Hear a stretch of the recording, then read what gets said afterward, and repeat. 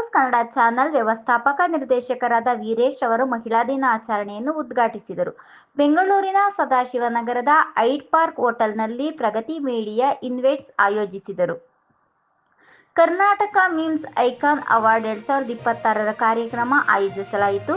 ಕಾರ್ಯಕ್ರಮದಲ್ಲಿ ಮುಖ್ಯ ಅತಿಥಿಗಳಾದ ಸ್ಪೀಡ್ ನ್ಯೂಸ್ ಕನ್ನಡ ಚಾನೆಲ್ ವ್ಯವಸ್ಥಾಪಕ ನಿರ್ದೇಶಕರಾದಂಥ ವೀರೇಶ್ ಅವರು ಮುಖ್ಯ ಅತಿಥಿಗಳಾಗಿ ಆಗಮಿಸಿ ಕಾರ್ಯಕ್ರಮವನ್ನು ಉದ್ಘಾಟಿಸಿ ಶುಭವನ್ನು ಕೋರಿದರು.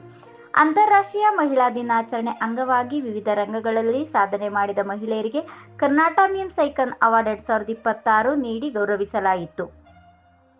R V Mamata Devaraj, dentist Swathi Shloka, Pavithra Prabhakar Reddy, JS Latha, Jayaprakash fashion designer, Poonam Chhatri, ಶಿಕ್ಷಣ ಕ್ಷೇತ್ರದಲ್ಲಿ ಸಾಧನೆಗಾಗಿ Manjula Bhargavi, doctor Anupama Panchakshari, Nayana Priyanka Rangappa, karate winner Anvith Patil, ಸಾಮಾಜಿಕ ಸೇವಾ ನಿತ್ಯ ಸಂಗೀತ್ ಭಟ್, ಡಾಕ್ಟರ್ ಧನ್ಯ ಸೇರಿದಂತೆ ಹಲವಾರು ಪ್ರಶಸ್ತಿಗೆ ಭಾಜರಾಗಿದ್ದರು.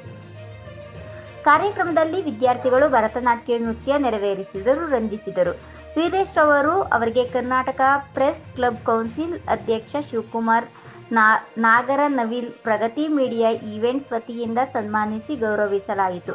ಈ ಸಂದರ್ಭದಲ್ಲಿ ಮಾತನಾಡಿದ ಶಿವಕುಮಾರ್ ನಾಗರನವಿಲೆ ಅವರು ಹೆಣ್ಣು ಮಕ್ಕಳ ಬಗ್ಗೆ ಮಾತನಾಡಿ ತನ್ನ ತಾಯಿಯ ಬಗ್ಗೆ ಮಾತನಾಡಿ ಎಲ್ಲರ ಮನಸ್ಸನ್ನು ಗೆದ್ದರು.